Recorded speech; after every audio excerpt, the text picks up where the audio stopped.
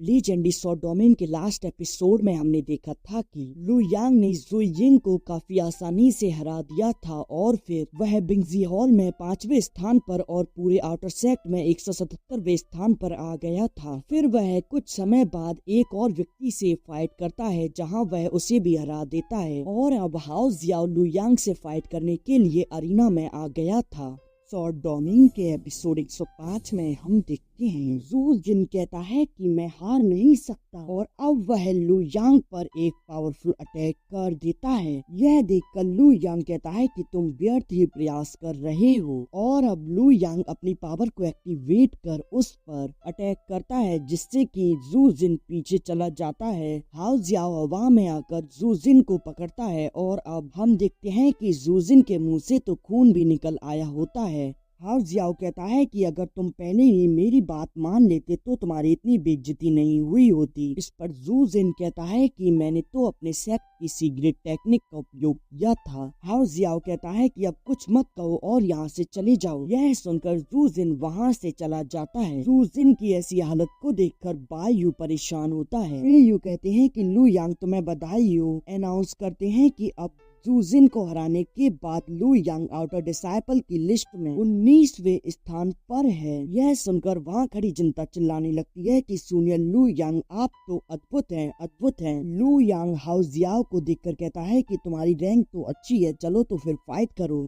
यह सुनकर how Xiao कहता है कि अब मैं तुम्हें अपनी ट्रू पावर दिखाता हूँ और अब वह वहाँ अपनी एक टेक्निक की मदद से जायंट स्पिरिचुअल बॉडी को समन कर लेता है। उसे देखकर लू यांग कहता है कि वह क्या है। इस पर ली शेन बताते हैं कि वह फोर्सफुली अपनी ताकत को बढ़ाने की टेक्निक है लेकिन इसका उपयोग करने में अत्यधिक रिस्क है। इससे इस लड़के का भविष्य खतरे में पड़ सकता है। अब इधर हाउ जियाओ लू यांग पर एक स्लैश अटैक कर देता है जिसे लू यांग रोकने की कोशिश करता है परंतु लू यांग उसके अटैक से पीछे हो गया था। अब हाउ जियाओ लू यांग पर काफी स्पीड से जाकर अटैक करता है परंतु जैसे ही वह लू यांग पर अटैक करने वाला होता है तभी लू यांग वहाँ से गायब हो जाता है। यह देखकर हाउ जियाओ कहता है कि तुम मुझसे छिप नहीं सकते और अब वह वहाँ अपनी एक अत्यधिक पावरफुल तकनीक का उपयोग करने लगता है जिससे कि वहाँ का माहौल काफी ज्यादा खतरनाक हो जाता है। वह वहाँ मौजूद स्पिरिचुअल एनर्जी को एब्जॉर्ब कर रहा होता है। लू यांग तभी अपनी टाइगर स्पिरिट और ड्रैगन स्पिरिट से उस पर अटैक कर देता है। हाउ जियाओ पीछे हो जाता है और उसके मुंह में से खून भी निकलने लगा था। यह देखकर फेयू खुश होते हुए लू यांग के पास आकर कहते हैं कि लू यांग जीत गया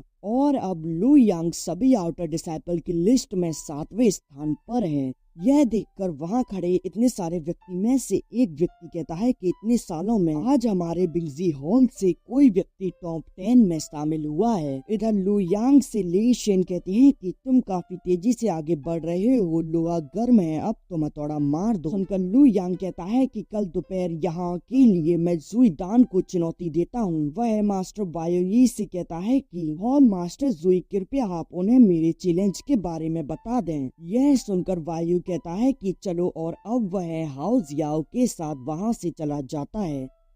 फेयू लू यांग से कहते हैं कि तुम टॉवर के 4थे फ्लोर पर जाने के लिए सच में बहुत मेहनत कर रहे हो लेकिन जुई डांग से निपटना तुम्हारे लिए आसान नहीं होगा क्योंकि वह 1 दशक से अधिक समय पहले ही इनर सेक्ट में गया था और जब उसने एक ही दिन में 7th लेवल के 12 हेवनली गॉड को हरा दिया था। यह सुनकर लू यांग कहता है कि ऐसा लग रहा है कि वह मेरा प्रतिद्वंदी बनने के योग्य है। यह सुनकर फेयू कहते हैं कि एनीवे कल की लड़ाई में तुम अपने आप पर अधिक प्रेशर मत डालना। इस पर लू यांग कहता है कि बताने के लिए धन्यवाद लेकिन मुझे यकीन है कि मैं उससे जीत सकता हूँ। अब हम कल का समय देखते हैं जहाँ लू यांग और फेयू जुईदान का इंतजार कर रहे होते हैं। तभी वहाँ जियाओ आते हुए कहती है कि लू यांग तुम तो कुछ ही दिनों में फेमस हो गए हो और आउटर डिसाइपल की लिस्ट में 7वें स्थान पर भी आ गए हो, साथ ही तुमने तो जुईदांग को भी चैलेंज कर दिया है। यह सुनकर लू यांग कहता है कि अच्छा तो आप यहाँ आ गई हैं तो फिर बैठो और इस होने वाले शो का आनंद लो। जियाओ उसके करीब जाकर बताती है कि उसे कम मत समझो, वह कोई ऑर्डिनरी पर्सन नहीं है।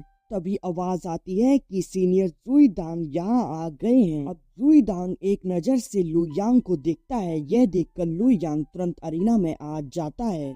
और अब लू यांग इस स्टाइल में उसके सामने खड़ा हो गया था, परंतु जुई दांग उससे बातें नहीं करता और अब वह अपनी स्वॉर्ड को निकाल कर कहता है कि फाइट के लिए तैयार हो जाओ। यह सुनकर लू यांग भी अपनी स्वॉर्ड को बाहर निकाल लेता है। जुई दांग अपनी पावर को एक्टिवेट कर लू यांग पर अटैक करने के लिए आगे बढ़ता है, परंतु तभी लू यांग अपने हेवन एंड क्वांग टेक्निक का उपयोग कर उस पर अटैक कर देता है, परंतु जुई यांग तो उस टेक्निक को डिस्ट्रॉय करते हुए लू यांग की ओर बढ़ने लगता है। यह देखकर लू यांग पीछे होता है और अब वह वैन क्विंशी टेक्निक का उपयोग कर उसके अटैक से बचने लगता है। लू यांग अपनी पावर से उसके अटैक को रोकने की कोशिश कर रहा होता है। यह देखकर वायु कहते हैं कि जुई दान ने लगभग लू यांग को हरा ही दिया है। यह सुनकर जियाओ कहती है कि तुम्हें ऐसे बड़बड़ाने की जरूरत नहीं है, पहले तुम अपनी आंखें खोलकर देख लो। लू यांग उसकी पावर को देख सोच रहा होता है कि अब मुझे ग्रैंड मास्टर द्वारा सिखाई गई टेक्निक का उपयोग करना चाहिए और अब वह पीछे होकर अपनी एक और स्वॉर्ड को वहां निकाल लेता है। जब जुई दांग पीछे होकर अपनी पावर को एक्टिवेट कर वहां एक फॉर्मेशन बनाकर लू यांग पर एक स्लैश अटैक कर देता है। यह देखकर लू यांग उस पर डबल स्लैश अटैक कर देता है, जिससे कि जुई दांग का अटैक डिस्ट्रॉय हो जाता है और अब वह पीछे जाकर गिरता है। यह देखकर बायो ही कहते हैं कि जुई दान हार कैसे गया, यह कैसे संभव है। अब लू यांग वापस से अपनी एक स्वॉर्ड को रख लेता है। यह देखकर फेयू और जियाओ तो काफी ज्यादा खुश हो रहे होते हैं और वहाँ खड़े डिसाइपल आपस में बातें बना रहे होते हैं। अब जुई दान कहता है कि मैं पूर्णतः अपनी हार स्वीकार करता हूँ, अब से टॉप आउटर डिसाइपल का टाइटल सीनियर लू यांग आपका है। और अब वह यह कहकर वहां से चला जाता है। लू यांग उसके इस व्यवहार को देखकर काफी ज्यादा इम्प्रेस होता है। वह कहता है कि यह तो जानने योग्य है। इधर फेयू तो रुक नहीं पाते और अब वह काफी स्पीड से फेयू हवा में आकर अनाउंस करते हैं कि आज से लू यांग नया टॉप आउटर डिसाइपल है। यह सुनकर वहाँ खड़े लोग लू यांग का नाम पुकारने लगते हैं और इधर बायू ये तो अंदर ही अंदर जल बुझ रहा होता है। इसी के साथ यह एपिसोड यहीं एंड हो जाता है।